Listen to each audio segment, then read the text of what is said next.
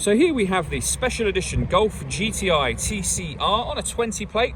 It's got an automatic gearbox as well. I'm going to start off by showing you around the outside of the car, and then we'll hop in and run through some controls on the inside. But from the outside, you can see it's a 5-door car with alloy wheels. Let's start off inside the boot and then work our way around the rest of the car from there. As we approach the back of the car, you'll see the rear styling differs ever so slightly to the standard GTI as well. Plenty of boot space, along with that 60/40 split folding rear seat, should you wish to increase this space even further. And then underneath this tray section, we have a space saver spare wheel. Okay, so we're just going to work our way back round to the front of the car, and then we'll hop in and run through some controls on the inside. But now that we've done a full circle of it, you can see it's in excellent condition the whole way round, and a great looking car as well. Just briefly before we climb in, I think it's well worth seeing the interior from this exterior point of view. There's plenty to run through on the dashboard, so let's hop in and we'll do that now. Okay, now that we're inside the car, we're going to start with the dials. On the left-hand side, we have the rev counter, and on the right-hand side, the speedometer. Also on the right, you'll see there's a digital readout for the speedometer in that central section. And on the left-hand side, in the center, it will show you what gear this car is currently in. In the middle at the bottom, we've got the total miles for the car. They are 3,818. You can change the information that's displayed above that by using buttons on the steering wheel for various different bits of driver information. We're on the driving data menu at the moment. There are other menus available, so navigation and assist systems, audio, telephone, and you'll see eventually we'll get back round to the beginning again.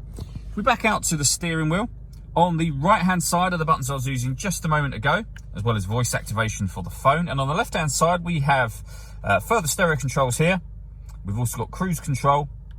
And this car is able to maintain its own distance between itself and the car in front. If you hit that button in the middle, once you set cruise control, this car will speed up and slow down depending on the car in front's speed. We've done a video showing how this works, which you can find on our website and also on our YouTube channel as well.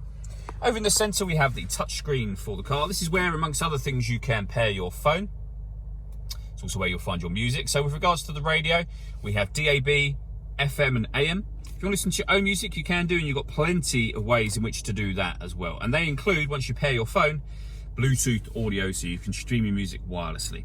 This car's also got satellite navigation. There's a full video showing how that works on our website and also on our YouTube channel again. And if I pop the car into reverse, you'll see we also have a full color reversing camera with guidelines that show you what direction the car is headed in relation to the image that's being shown on the screen. Working our way down, we have dual zone climate control. So you can adjust the passenger, driver temperatures, the fan speed up and down. You can determine where you'd like the air to be distributed. When you're happy with those settings, that button turns the air conditioning on, and of course it'll turn it off again as well. Or hit auto, and the car will take control of the direction of the air and the fan speed to maintain the temperatures that you've asked for.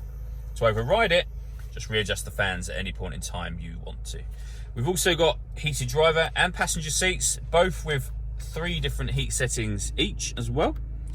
This section will open up, and in there you'll see the USB input and some storage space. We have the gear lever for the fully automatic gearbox. This button starts and stops the engine. And over this side, we can turn the traction control off. We can turn the stop and start off. This car's designed to cut out when it's stationary in traffic to save you fuel. I'll just turn that system off.